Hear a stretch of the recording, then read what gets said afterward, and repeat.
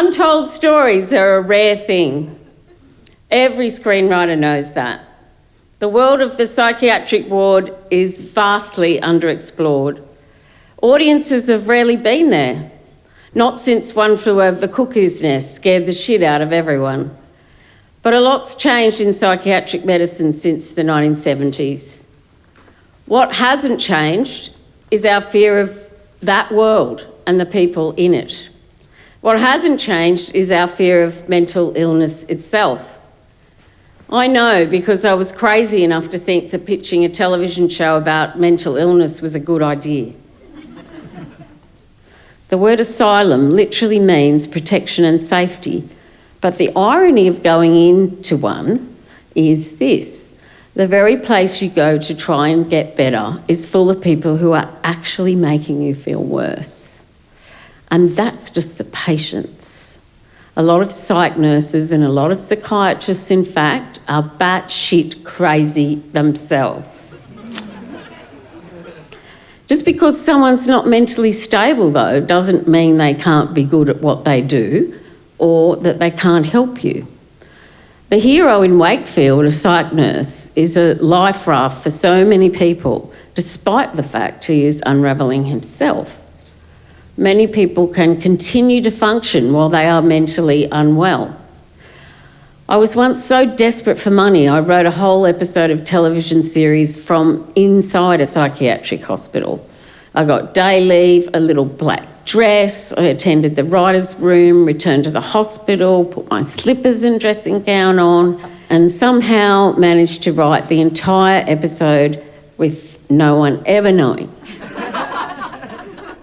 I want to show how situations can look so different from the context of someone else's experience. I want to give audiences the opportunity to get inside people's heads, inside their anxiety, their manic delusions, their paranoia, or whatever it is.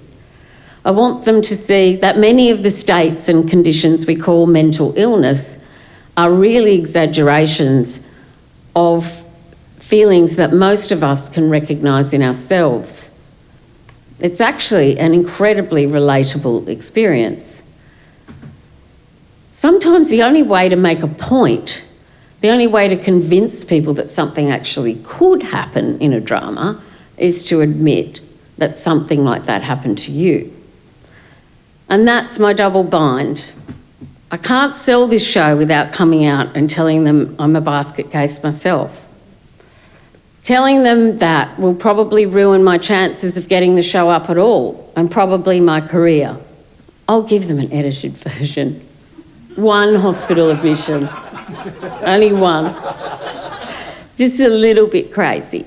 Not the fully blown type of crazy, just enough to qualify me to write and show run the series.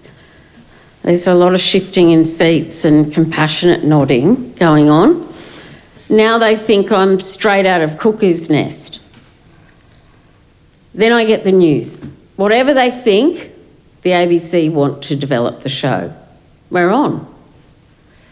But what is it that they say? Be careful what you wish for. The more this series starts to take shape, the more enthusiastic the ABC become, the more doubt sets in. And very quickly, I am brought back to the reality of what I take medication for. A panic disorder that paralyses me and sends me hurtling down the road to severe depression. I'm curled into a fetal position, frozen.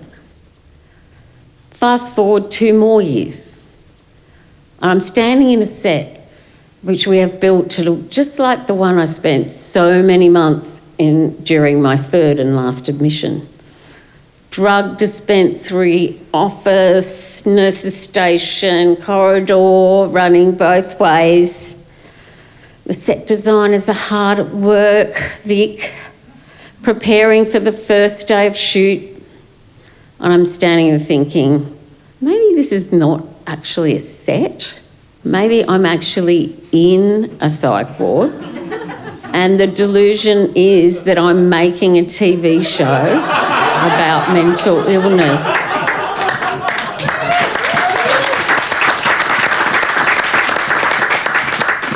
The central message of Wakefield is that we are all bonkers.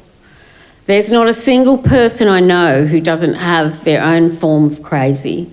Obsession, denial, jealousy, road rage, extreme scepticism, belief in luck, illogical fear, compulsive lying, extreme religion, addiction, sexual obsessions, premonitions.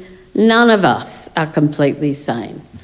One of the hardest things about being diagnosed with a mental illness is the shame, the feeling that you have to hide it, the thought that being anything less than okay is not okay.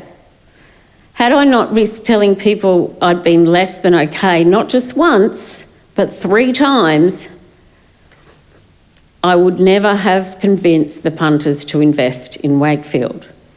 It's okay not to be okay.